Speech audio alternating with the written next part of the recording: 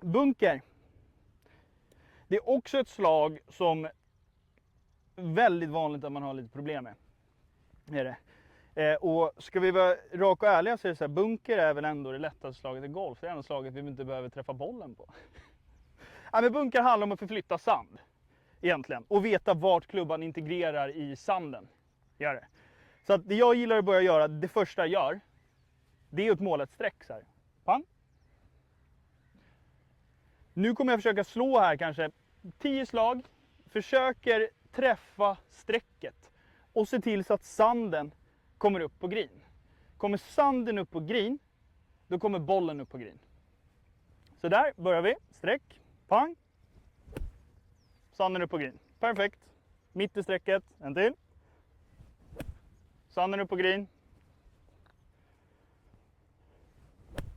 Där.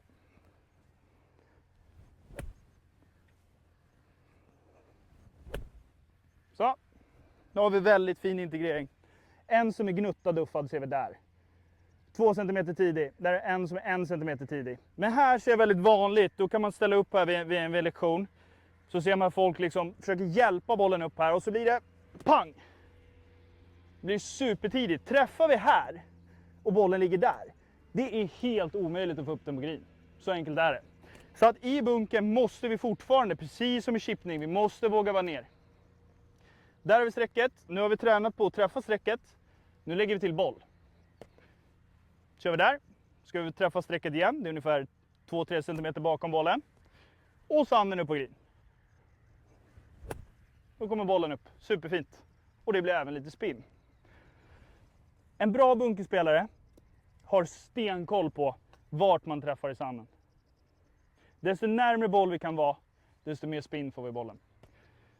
Så det här är ju också att bedöma läge, samma här. Ska vi slå det här korta slaget då? Ja, men då kommer vi vilja dra den ganska tight. För här behöver vi få en boll som spinner till lite mer.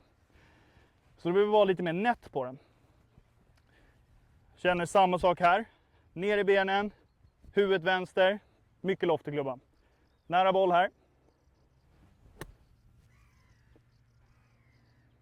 Det här är bra. Träffa strecket perfekt. Ska vi till exempel till en bortre där.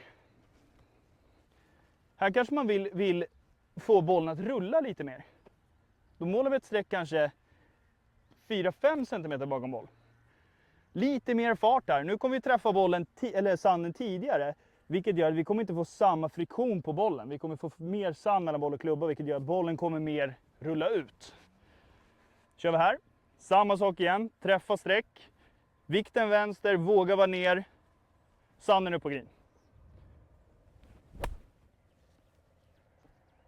Och du ser, då får vi nog rulla ut lite mer. Nu stannar den ganska snabbt ändå. Men...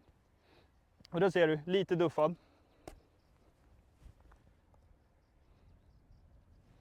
Kan vi köra en hög dit borta.